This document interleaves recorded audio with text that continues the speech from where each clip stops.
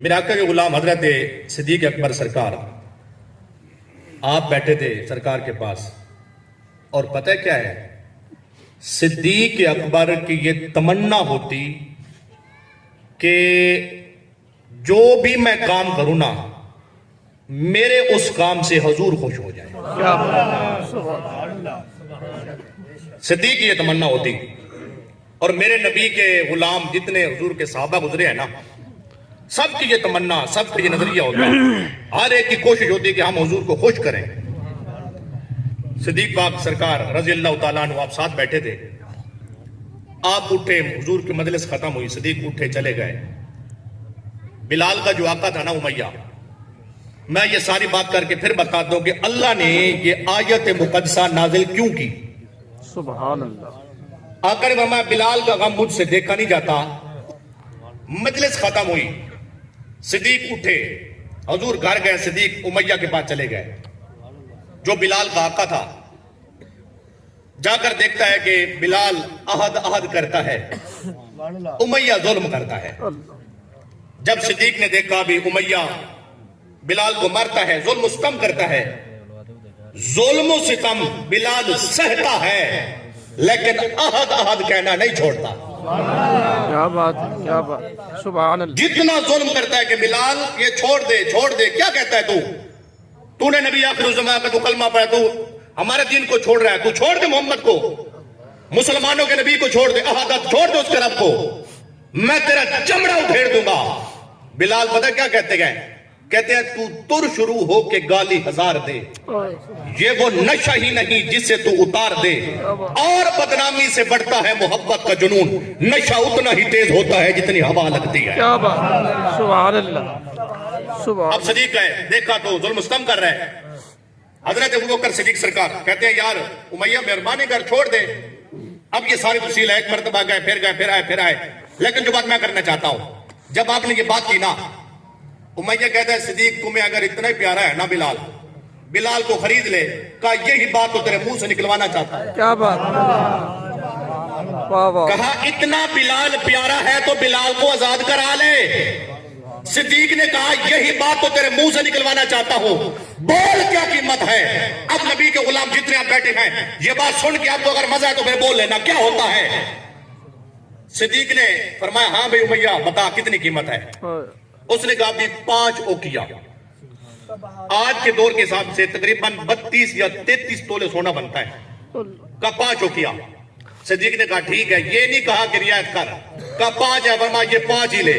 کیا بات، کیا بات ہے، واہ واہ، سبحان اللہ۔ کہا 5 اوقیہ، آپ نے 5 دیا۔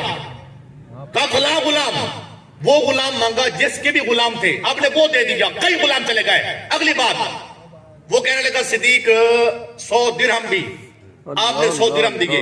اب نبی کے غلاموں میں آنے لگا ہوں نتیجے پر، 5 اوقیہ سونا دیا، ایک وہ غلام دیا جس کے غلام تھے، 100 درہم دیے۔ جب دیے تو بلال آزاد ہوئے۔ اب آپ نے دائیں نہیں دیکھنا، میری طرف دیکھیں، میری آنکھ میں آپ ڈالیں گے، مجھے آسانی ہوگی بات کرنے میں۔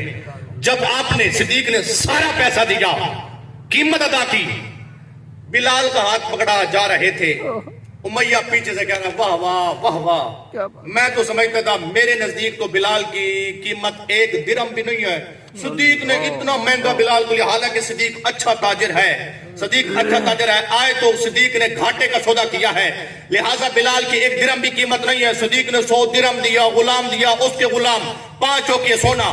جب اس نے طرح کی بات کی نا، کہا صدیق تو اچھا تاجر ہے، آج تو نے گھاٹے کا سودا کیا۔ صدیق کہتے ہیں تمہیں بلال نظر آتا ہے نا، تمہیں یہ نظر نہیں آتا بلال کو آزاد کرانے کی چاہت محمد کریم سرکار کی ہے۔ کیا بات، سبحان اللہ، سبحان اللہ، واہ واہ واہ، یا رسول اللہ۔ شان مصطفیٰ، شان حضرت بلال۔ تو کہتا ہے گھاٹے کا سودا. کہا بلال کو آزاد کرانے کی چاہت میرے حضور کی ہے. یہ گھاٹے کا سودا نہیں. اور صدیق کا جملہ سنیے. صدیق اکبر بڑے کیا کہتے ہیں؟ کہتے ہیں تم کہتے ہو کہ گھاٹے کا سودا. فرمایا نا آج تک صدیق نے بڑی بڑی تجارت کی, بڑے بڑے کاروبار کیے, صدیق نے بڑا بڑا بزنس کیا. کہا جیسے آج صدیق نے تمہیں لوٹا ہے نا, اس سے پہلے آج تک صدیق نے کسی کو لوٹا ہی نہیں. کیا بات, واہ واہ واہ واہ, سبحان اللہ سبحان پیچھے اللہ. چاہت میرے حضور کی ہے. اب نبی کے غلاموں بات بالکل سمیٹنے کی طرف آ رہا ہوں. اب یہ بات کر کے میں اگلی بات کروں. اب بلال کا ہاتھ ہے صدیق کے ہاتھ میں. پتہ کیا ہوتا ہے؟ شاہ صاحب بیٹھو. اب صدیق اکبر نے بلال کا ہاتھ پکڑا, روانہ ہو رہے ہیں. جب روانہ ہوئے تو لوگ کہتے ہیں اچھا چلو یہ تو ہو گیا. کیا پتا زمانہ جاہلیت میں بلال نے صدیق کے اوپر کوئی احسان کیا ہو. بلال نے صدیق کے اوپر کوئی احسان کیا ہو, صدیق کے کام آیا ہو. کیا پتا صدیق کے اوپر بلال کا زمانہ جاہلیت میں کوئی احسان ہو. صدیق اس لیے احسان کا بدلہ اتارنا چاہتا ہے, لہٰذا اس لیے بھاری قیمت دی. جب یہ بات ہوئی لوگ بیٹھے ہیں تانا دیتے ہیں, کیا پتا احسان ہو. جب لوگوں نے صدیق کو تانا دیا نا, صدیق نے جواب نہیں دیا. اللہ نے جبریل کو بھیجا. جبریل یہ قرآن لے کے آئے. وَمَا لِأَحَدٍ عِنْدَهُ مِن نِعْمَةٍ تُجْزَى إِلَّا ابْتِغَاءَ وَجْهِ رَبِّهِ الْأَعْلَى وَلَسَوْفَ يَرْضَى. جملہ سن کے ہاتھ میں نیچے ہو, زبان بھی چپ نہ ہو.